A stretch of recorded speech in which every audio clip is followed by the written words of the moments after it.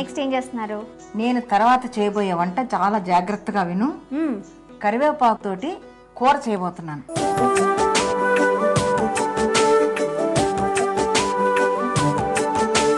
కరివేపాకుతో కూర? అవును. ఓకే. పొడి చేస్తారు, పచ్చడి చేస్తారు, కానీ కూర ఎవరు చేయరు. అది కరెక్ట్. ఎవరు చేయరు, నేను ఇంతవరకు వినలేదు కూడా. కరివేపాకు కూర ఒంటికి చాలా మంచిది. అది చేసి పెట్టుకుంటే వారం 10 రోజులు నిలవ ఉంటుంది.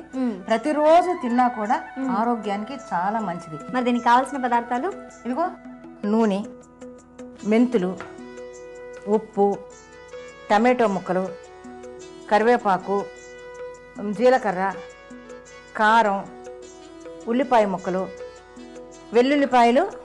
ఓకే. మరి ఈ కూరకి ముందుగా ఏమైనా తయారు చేసుకొని పెట్టుకోవాలా? ముందుగా అంటే ఇదిగో మనకి కరివేపాకు ఉంది కదా, ఈ కరివేపాకుని గ్రైండ్ చేసి ముద్దగా పెట్టుకున్నాం, అంతే. ఇంకేం చేయక్కర్లేదు. ఓకే. ఫస్ట్ ఏం చేయాలి? అయితే స్టవ్ ఆన్ చేయాలి, అంతే. ఎప్పుడు చేసే పనే కదా నువ్వు. అది స్టవ్ ఆన్ చేసాక ఈ కూరకు మాత్రం కొంచెం నూనె ఎక్కువే పడుతుంది. ఓకే.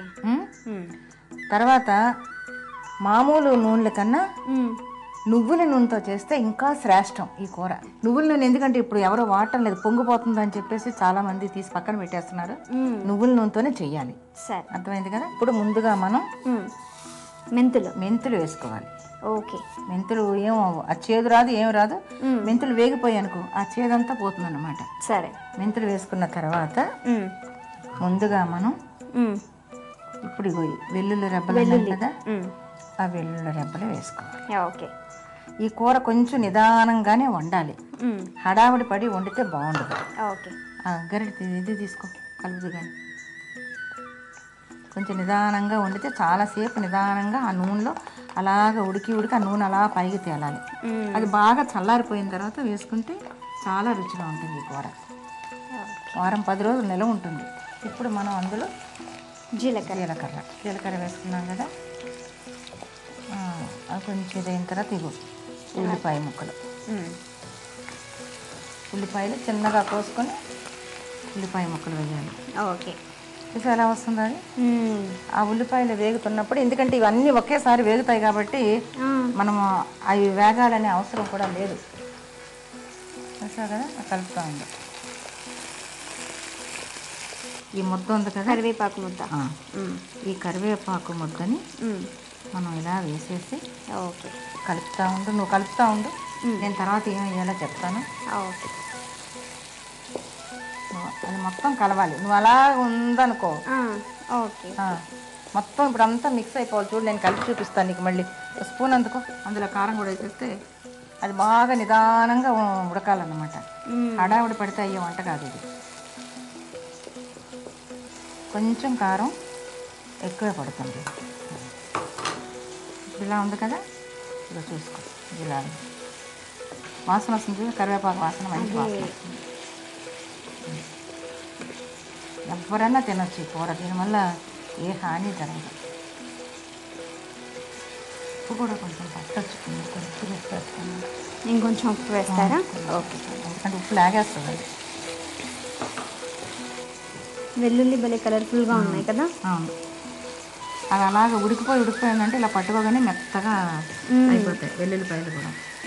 ఇంకా ఇందులో ఈ పెద్ద వెల్లుల్లిపాయలు ఉంటాయి. అవును, అవి వేసినా కూడా చాలా బాగుంటాయి. ఇందులో ఈ నూనెలో ఉడికి ఇలా పట్టుకోగానే మెత్తగా అయిపోతాయి. అవును, అంటే కొంతమందికి వెల్లుల్లిపాయలు నచ్చవు అనుకో, ఆ వాసన. చాలా ఇష్టం. ఉడికిందా? ఆఫ్ చేద్దామా? ఇంకా స్టవ్ ఆఫ్ చేసి సర్వింగ్ బౌల్లోకి తీసుకుందాం.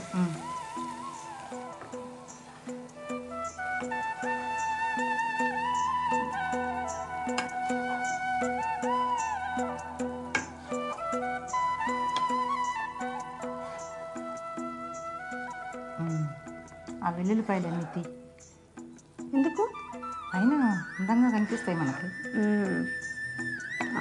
ప్రెజెంటేషన్ బాగుండాలి కదా. అంతే, అయిపోయినట్టేనా? అయిపోయింది. ఇంకేమైనా చేయాలా దీనికి? ఇంకేమీ చేయక్కర్లేదు, ఏమి వేయక్కర్లేదు, తినడమే కదా. ఇప్పుడే బాగుంది, దీనికి ఏం గార్నిషింగ్ అవసరం లేదు కదా. చూస్తున్నారు కదా, కరివేపాకు కూర తయారైపోయింది. మరి దీనికి కావలసిన పదార్థాలు, తయారు చేసుకునే విధానం మరొకసారి చూద్దాం. కరివేపాకు కూర కావలసిన పదార్థాలు: టమాటా ముక్కలు, పచ్చిమిర్చి ముక్కలు, కరివేపాకు, వెల్లుల్లిపాయలు, ఉల్లిపాయ ముక్కలు, నూనె, జీలకర్ర, మెంతులు, కరివేపాకు ముద్ద. కరివేపాకు కూర తయారు చేసుకోవడానికి ముందుగా కరివేపాకును గ్రైండ్ చేసి పెట్టుకోవాలి. స్టవ్ ఆన్ చేసి కడాయి పెట్టి అందులో నూనె వేసి వేడి చేయాలి. నూనె వేడిన తర్వాత మెంతులు, వెల్లుల్లిపాయలు, జీలకర్ర, ఉల్లిపాయ ముక్కలు వేసి వేగించాలి. వేగిన తర్వాత టమాటా ముక్కలు, కరివేపాకు ముద్ద వేసి బాగా కలపాలి.